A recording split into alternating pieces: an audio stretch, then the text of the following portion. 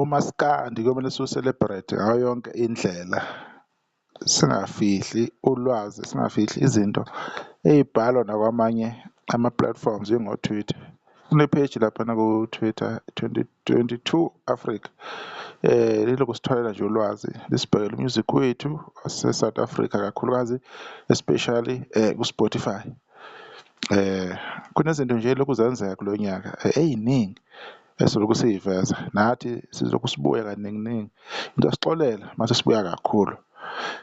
Lapha kuvezwa iy'namba zokuthi the longest running number 1 albums of 2025 so far on the ACA Spotify weekly album charts.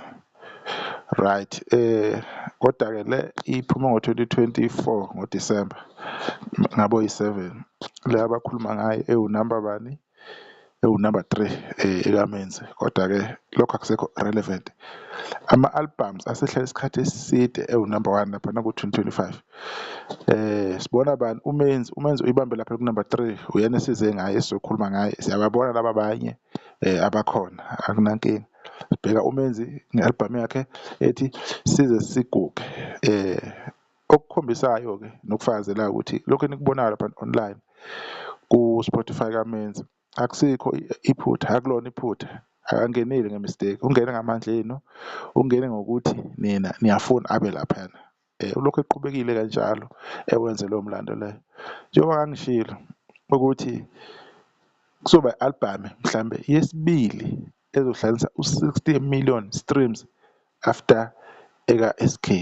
Ilokho engikushilo ngale album after iParis. Lokho ngakubona izophinde iqhubeke futhi idlule nako-70 million nako-80 million wama-streams, okuyiyona nto okuyoba eyokuqala nqa emlandweni kamaskandi ukuthi siyibone, esoyibona ngabo oMenzi, soyibona ngabo SK, okuyiyona nto esikade siyifuna isikhathi eside, kade kwasasilwa sifuna ukubona umaskandi wenza kahle kakhulu, especially lapha online urecognize. Siyabonga ukuthi kunabantu abacabanga ukuthi bakhiphe lo music onjengalo okwazi ukuthi abantu be-relate kuwo, bawu-enjoy kuyona yonke imicimbi, kungakhathalekile ukuthi imuphi umcimbi. UMenzi-ke ezinye zey'nsizwa wakwamabizela ekwazile uku-understand-a lokho igame yakhe ukuthi ihamba kanjani, uzohlela kanjani, nanokuthi yini afuna ukuyenza. Ukakufakazelele nokuthi uyabuyela e-studio ayeqala kabusha yonke i-album ngenxa yokuthi usuke enganelisekile, sekuyabonakala-ke ukuthi usuke esho ukuthini mayesho lokho-ke.